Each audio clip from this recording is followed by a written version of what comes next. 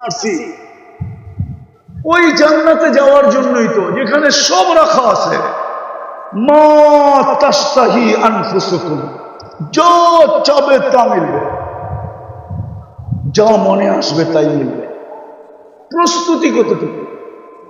সবকিছু বাদই দিলাম যুবক, তোমার চুল দেখলে তো মনে হয় না তুমি জান্নাতের জন্য প্রস্তুতি নিতেছ। যদি তুমি প্রস্তুতি নিতে জান্নাতের জন্য, তাহলে তুমি চুল কোনোদিন নেটে দেখা কাটতে না, তাহলে তো তুমি সেলুনে যাইতে আর বলতে আমার নবীর আদর্শ মতো আমাকে চুল কেটে দাও। যদি জিজ্ঞাসা করতো তুই খালি আদর্শ আদর্শ বলিস কেন, কয় তুই জানবি না আমি জান্নাতের আশায় নবীর আদর্শে চুল কাটতেছি, আমি সওয়াবও পাবো। কিয়ামতের দিন যখন নবীজির সাথে দেখা হবে তো হাত পাইটা বলবো আপনার আদর্শে আমি সারা জীবন চুল কাটছি, জান্নাতের চাবিটা দেন না,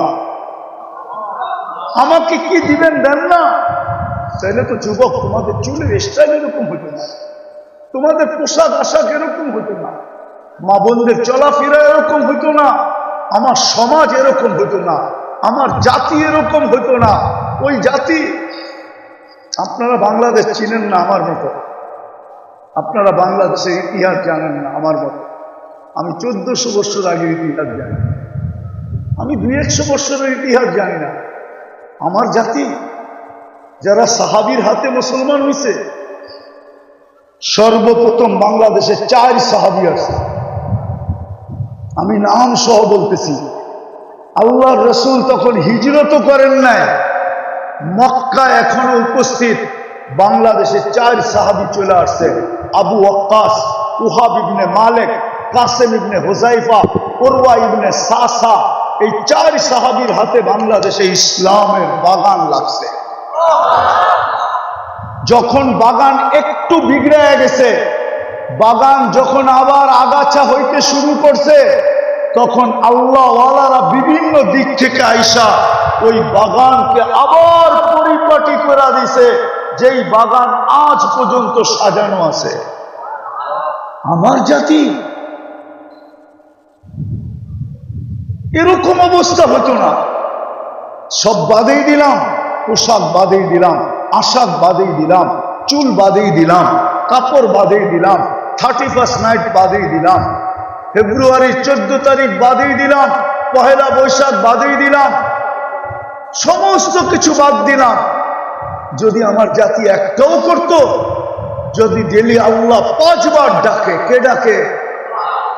ও যৌবন, যুবক তোকে যৌবন কে দিল? কে দিছে?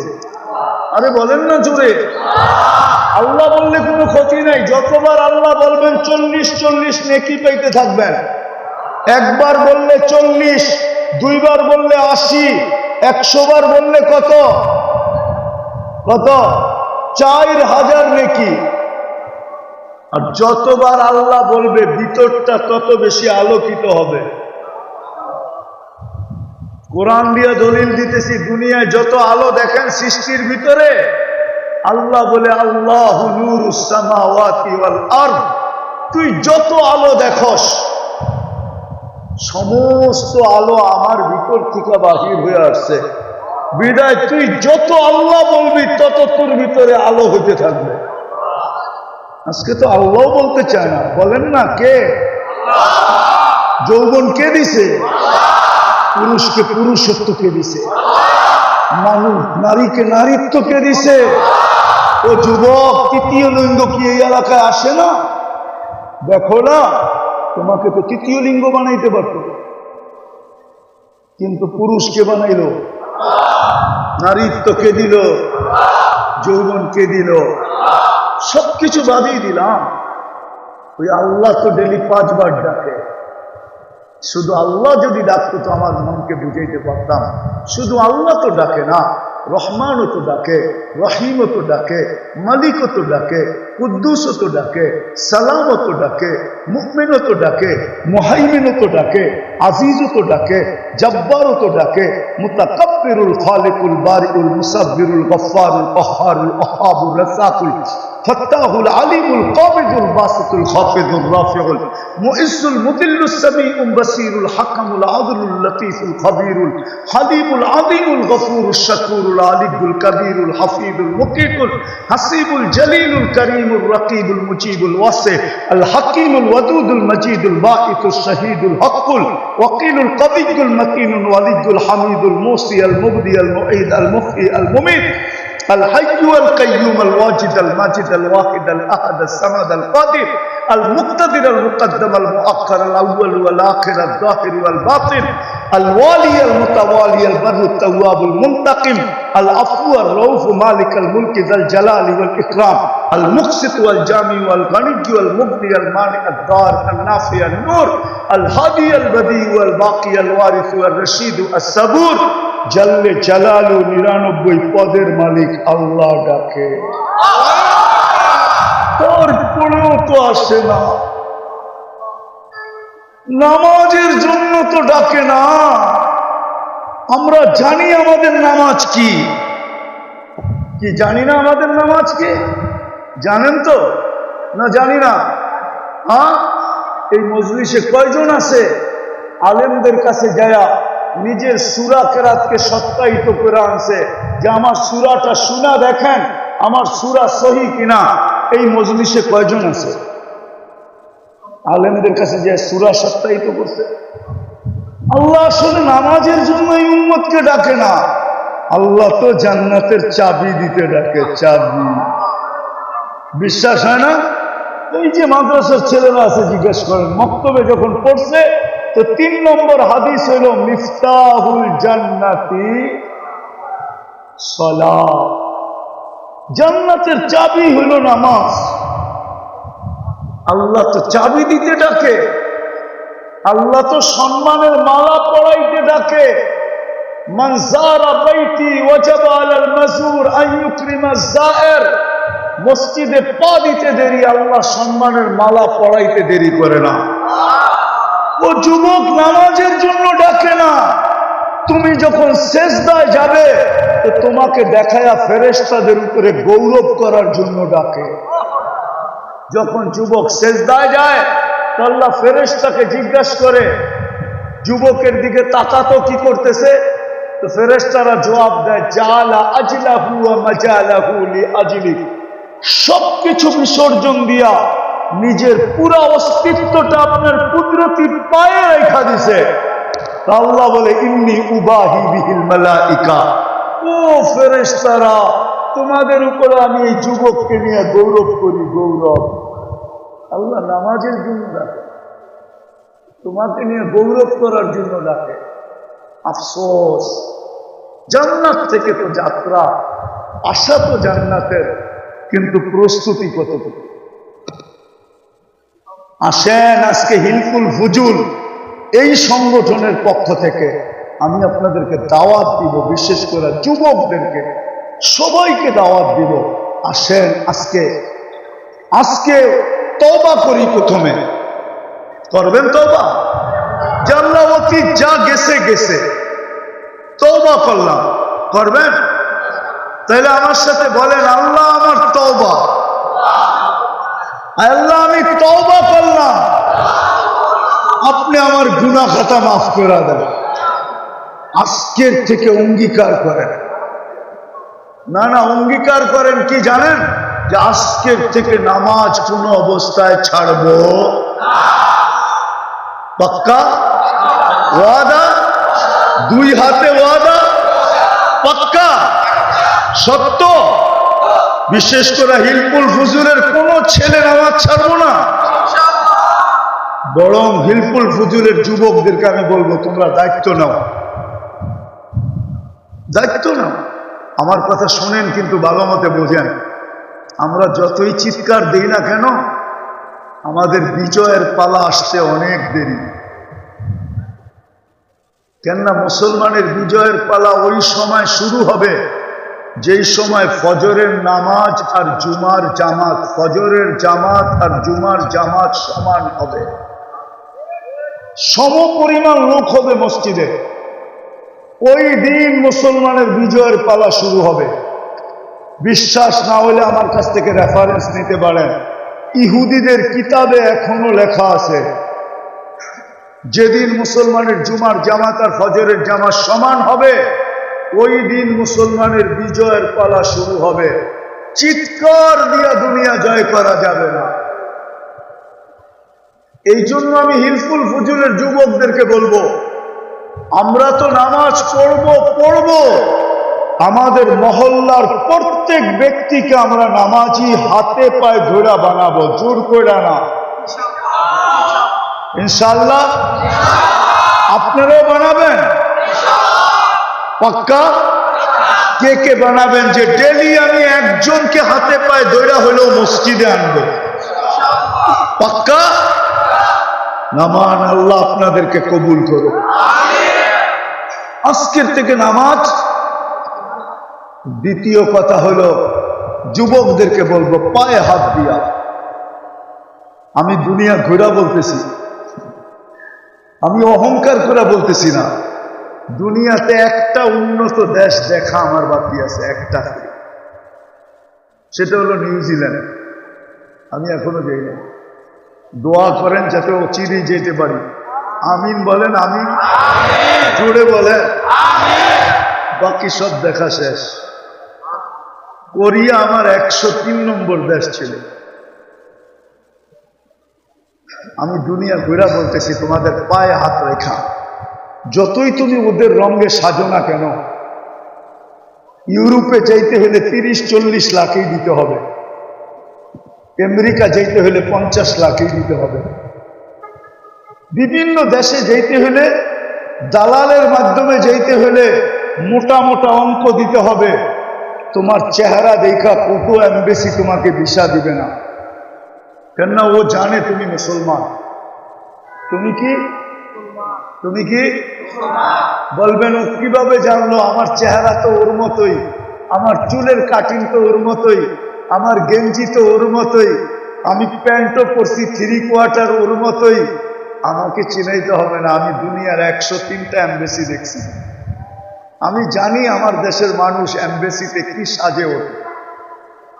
আমি চিনি নারীরা ওঠে কিভাবে, পুরুষরা ওঠে কিভাবে। আমি চিনি ওদের সাজে সাজলে তোমাকে কোনোদিন ভিসা দিবে না। তোমাকে লম্বা টাকা খরচ করে তোমাকে ওই দেশে হাতের তালুতে জান রাইখা তারপরে তোমাকে পাড়ি দিতে হবে। আমি চিনি হাজারো মানুষ চিনি যারা মেক্সিকোর জঙ্গল দিয়ে আমেরিকাতে ঢুকছে। হাজারো মানুষ চিনি আমরা। আমি যারা লিবিয়ার থেকে ইঞ্জিন চালিত নৌকা দিয়ে ইউরোপে ঢুকছে, তুর্কির বরফের পাহাড় পাড়ি দিয়া যারা ইউরোপে গ্রিসে ঢুকছে, আমি হাজারো মানুষকে চিনি, হাজারো যুবককে চিনি। বলো যুবক, ওদের রঙে রঙিন হওয়ার পরেও যখন তোমাকে ভিসা দেয় না, তোমাকে এত টাকা খরচ করা যাইতে হয়, তাহলে তুমি ওদের রঙে রঙিন হইলেই বা কেন? তোমার পায়ে হাত দিয়া বলি, ছাড়ো, আসো আজকে অঙ্গীকার করি, ওই রসুলের রঙে রঙিন হই। 4টা জিনিস দেখাবো যদি তোমাদের দিলে লাগে, যে 23 বছর জীবনে কোনোদিন চোখের পানি তোমার আমার জীবন শুকাইতে দেয় না। জিবরিল মিকাইল জিজ্ঞাসা করছে, আপনাকে যখন দেখি কাঁদেন কেন? বলছে, আমার উম্মতের জন্য আমার চোখের পানি শুকায়। যে রসুল তোমাকে যে আরশে বলে নেয়, মৃত্যু লগ্নে যিনি চোখের পানি ছড়াইতে ছড়াইতে যেতেছিলেন, জিবরিল জিজ্ঞাসা করছে, এখন কাঁদেন কেন? এখন তো খুশির ব্যাপার, আল্লাহর সান্নিধ্যে চলে যাবেন। বলছে, জিবরিল তোমার কথা সত্য তো বটে, কিন্তু আমার তো চোখের পানি থামে না। বলছে, কেন? বলছে, ফামান লিবাদি উম্মতি, আমার পরে আমার উম্মতকে কে দেখা রাখবে? আমার মনে হয় আপনাদের দিলের ভিতরে দিল নেই, পাথর হয়ে গেছে পাথর। যে রসুল এখনো কবরে কাঁদে, আমি পুরা টিম এইখানে নিয়ে আসতে পারি, পুরা জামাত যারা স্বপ্নে দেখছে আল্লাহ রসুল কাঁদতেছে, সবাই এক স্বপ্নে দেখছে। বলছে, কাঁদেন কেন? বলছে, আমি আমার বাংলাদেশের উম্মতের জন্য কাঁদি।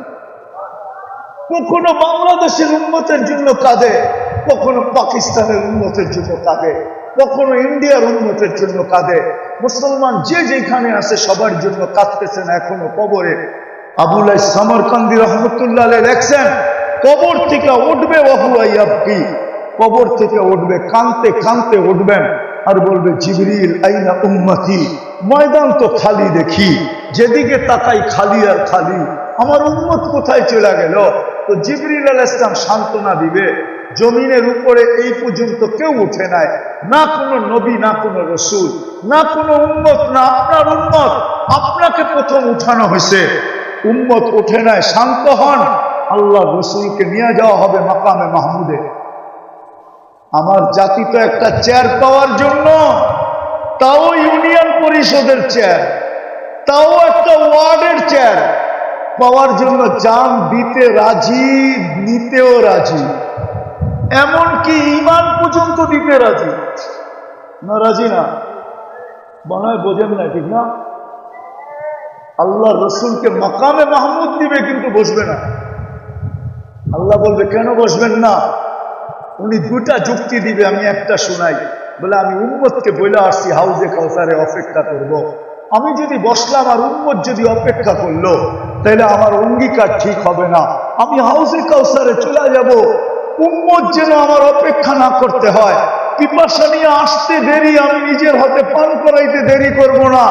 চেয়ারে বসবেন না, ওইখান থেকে হাঁটা শুরু করবেন। আল্লাহ বলবে তারপরে বসেন, বলে তারপরও বসবো না, কেননা আমি হাউজে কাউসারের পরে মিজানের কাছে ছুটে যাব।